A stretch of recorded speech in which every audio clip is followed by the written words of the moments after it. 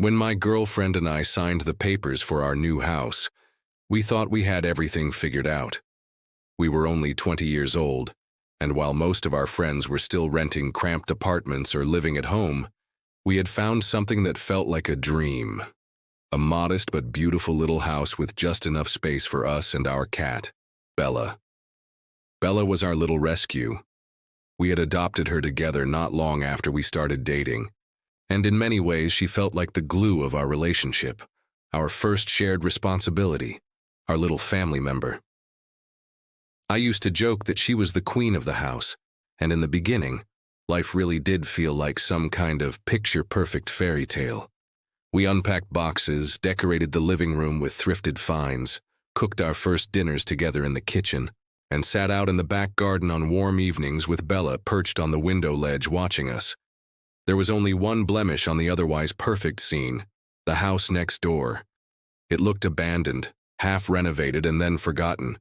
The previous owner had stripped the property down, pulled out the fence dividing our gardens, and then seemingly walked away.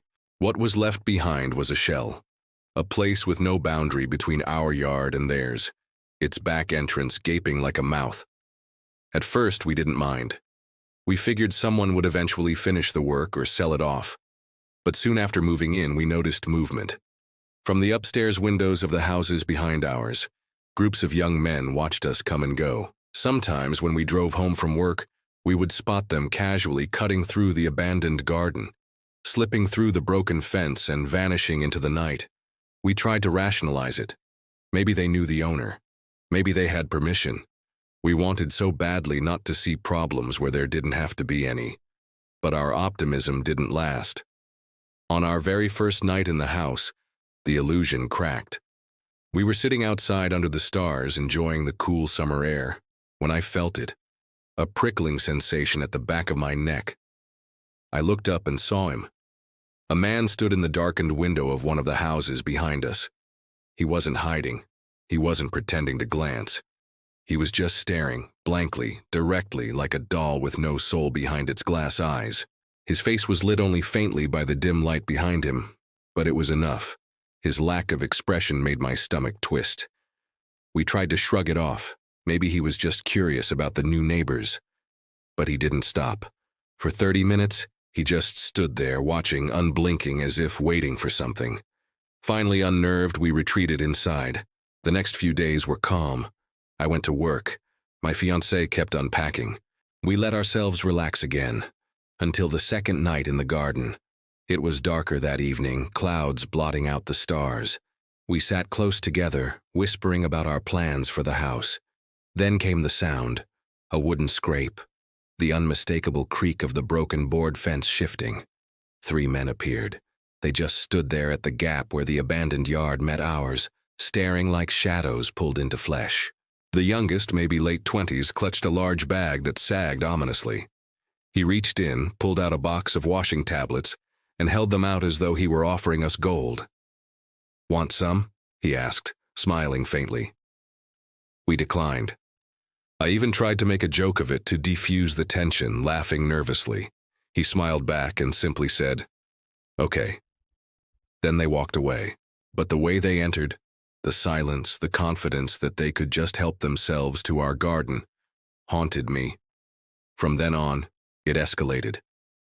They began coming more often, slipping through the abandoned house, lifting the boards, and striding into our yard as if they owned it.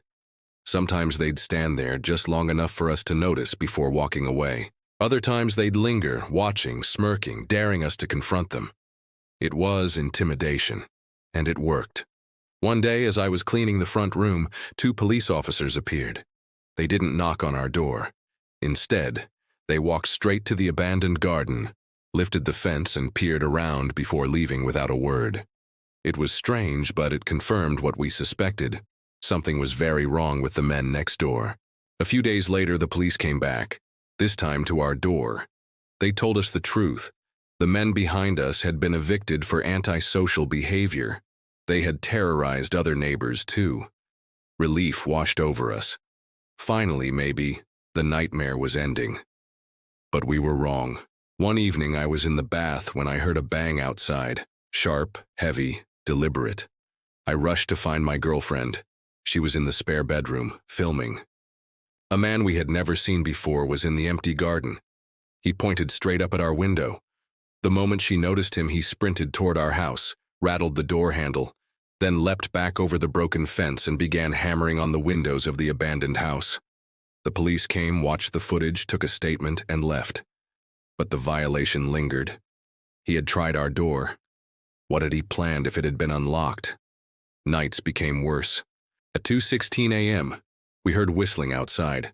Not casual whistling, the kind men use when catcalling women. It slithered through the darkness and wrapped around us. Then came the tapping at the window. The cameras caught nothing. Whoever it was knew where they were. Terrified, we fled to my mother's house the next night. When we returned, our Ring doorbell had been ripped from the wall. The SD card was gone. Someone had been back. The police didn't sugarcoat it. Removing the camera was often a precursor to a break-in. For weeks, the harassment didn't stop. Whistling, banging, standing outside. Then came the worst night. While lying in bed, we opened the live feed of our camera. A man in a black mask stood in the garden, hood pulled up, arms spread wide like a twisted crucifix. He tilted his head, staring at our bedroom window. We froze. He spoke, but the sound didn't carry. Then he walked to the opposite side of the street and just stood there, for half an hour, never breaking his gaze.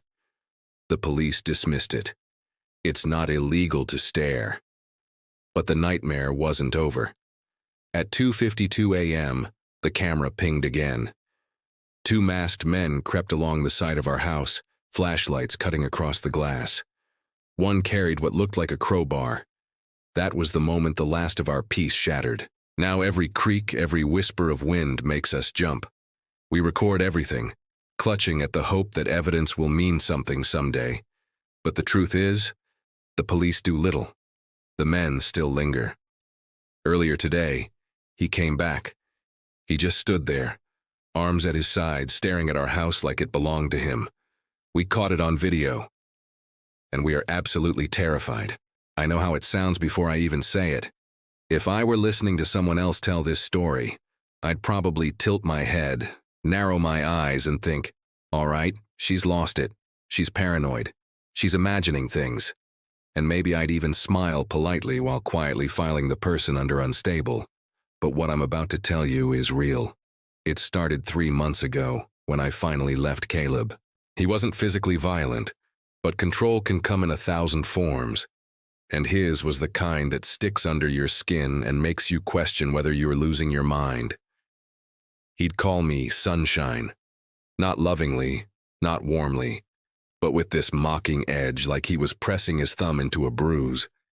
If I cried, "What's wrong, Sunshine?"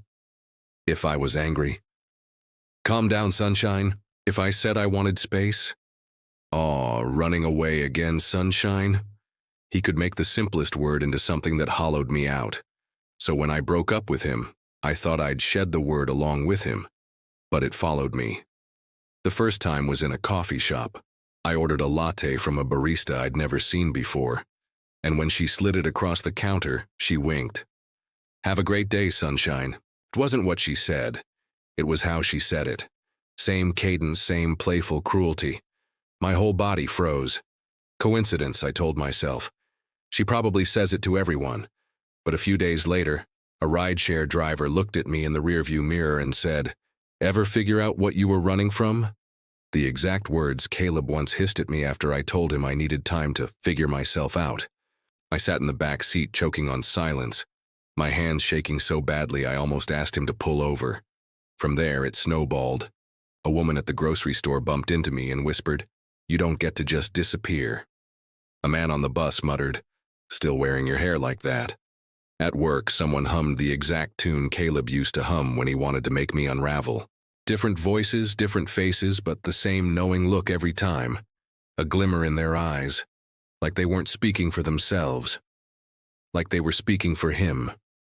At first, I thought maybe Caleb had people watching me, friends, acquaintances. But the number of strangers grew and the phrases were too precise. Against my better judgment, I reached out to his sister. "Tell him to stop," I texted. I don't know how he's doing this, but it has to end. She replied within hours. He's in rehab, no phone, no contact with anyone, and she proved it. She posted a photo of him, gaunt, pale, holding up a 1-day sober chip time-stamped. So if it wasn't him, who was it? One night, walking home, I saw him. Or at least I thought I did. A man sitting on a stoop across from my building, hood up, head down. As I passed, he lifted his chin slightly and said, "Cold night, sunshine." I nearly collapsed right there on the sidewalk. I forced myself to keep moving, fumbling with my keys until I was inside. The next morning, I found my doormat flipped upside down. On the underside, scrawled in Sharpie, "You can change your face too, sunshine. I'll still recognize you." I vomited into the sink. I booked a hotel that night, desperate for safety. At 2 a.m., 3 knocks rattled the door. I crept to the peephole. A woman stood there, expressionless, motionless. She didn't speak. She didn't move. She just stared at the door until, eventually, she walked away. The next morning, the front desk swore no one had been on my floor. Every room was vacant except mine. That's when it hit me. This wasn't stalking in the normal sense. Caleb, or something of him, wasn't here. He didn't have to be. He'd infected people with his words, his tone, his essence. It was like psychological graffiti, painted across strangers' mouths. I couldn't escape him, because he wasn't a person anymore. He was a contagion. And the worst part? It worked. Every time a stranger's lips curled into that smirk, every time they said sunshine just so, I was dragged back. My body remembered his control. My mind replayed every manipulation. Even now, after I've moved again, changed my hair, erased myself online, it hasn't stopped. Just last week, a woman passed me on the street, not even looking at me, and muttered, "Still hiding behind books, sunshine?" And I realized maybe it never will. Because even if Caleb is locked away forever, even if he vanishes from the earth, he'll still live in the mouths of strangers. And I'll never know whose face he'll wear next. Vacations with my family were never small affairs. With 18 of us, siblings, cousins, aunts, uncles, it was chaos from the moment we planned it. Arguments over who got shotgun, last-minute forgotten chargers, food disappearing before dinner even started. So when my aunt found a massive Airbnb on a lake in Michigan, it felt like a miracle. Enough beds, sort of. A dock, a fire pit, and a detached garage converted into a bunkhouse. That garage became ours. 5 cousins in our early 20s. 2 bunk beds and a futon squeezed into a drafty box. But we loved it. Being separate from the main house meant late-night whispers, games, and laughter, without parents telling us to quiet down. The first night, everything was perfect. Burgers sizzling on the grill, kids splashing in the lake, adults clinking beer bottles. By the time we stumbled to the garage, we were sunburned, exhausted, and happy. But the second night, it started with a bang. Not the subtle kind you could dismiss as the wind, a sharp, deliberate thud against the garage wall. Then another. We all sat up. Jake grabbed a flashlight, scanned the driveway. Nothing. The trees swayed lazily, the lake whispered, but nothing moved. We laughed nervously, called it raccoons, and went back to bed. Minutes later, the opposite wall shook. Bang, bang, bang. This time, no one laughed. Jake and I slipped outside, flashlight cutting through the dark. But the banging stopped. The air was too still, too watchful. We went back in, locked the flimsy door, and stayed awake until dawn. At breakfast, we mentioned it. My uncle shrugged. Raccoons. But his eyes flicked toward the woods longer than they needed to. The third night erased all doubt. The banging started earlier, louder. A rhythm circling the garage like footsteps trailing the perimeter. We grabbed the flashlight again, threw open the door, and froze. At the tree line stood a man, tall, thin, head tilted, watching. He didn't move when Jake shouted. He didn't speak. After a long, suffocating minute, he simply turned and melted into the woods. We bolted the door and pushed furniture against it, our ears straining for hours. The next day, my uncle stormed into the trees with a bat, came back empty-handed. That evening, we crowded into the main house, grateful for the noise of family. Then my youngest cousin toddled in, grinning, holding something. "Found it by the dock," he said, placing a card on the table. It was a joker. Not playful, but grotesque. Its grin stretched too wide. Across the top, "Let's play." Silence fell. That night in the garage was the worst yet. The banging was relentless. Scratches skittered against the windows. At one point, the doorknob rattled violently, shaking like someone was desperate to get inside. We screamed, shoved the dresser in front of the door, and called for help. By the time the adults arrived, everything was quiet again. No footprints, no broken lock, nothing. The final morning, we woke to another card under the door. A queen of hearts, her face scribbled over in ink, replaced with a crude smiley face. On the back, in red marker, "Almost got in." We left within hours, no one argued. We packed, loaded cars, and drove off without looking back. Well, almost. I looked once. The house stood still and perfect by the lake, sunlight bouncing off its windows, as if it had never contained terror. But I knew better. To this day, none of us has an explanation. Some say a drifter living in the woods. Others say something darker. Me, I just know the sound. That pounding on thin walls like a heartbeat just outside. Sometimes, in the quiet of night, I still hear it. And I wonder if somewhere in Michigan, he's waiting for us to come back and play.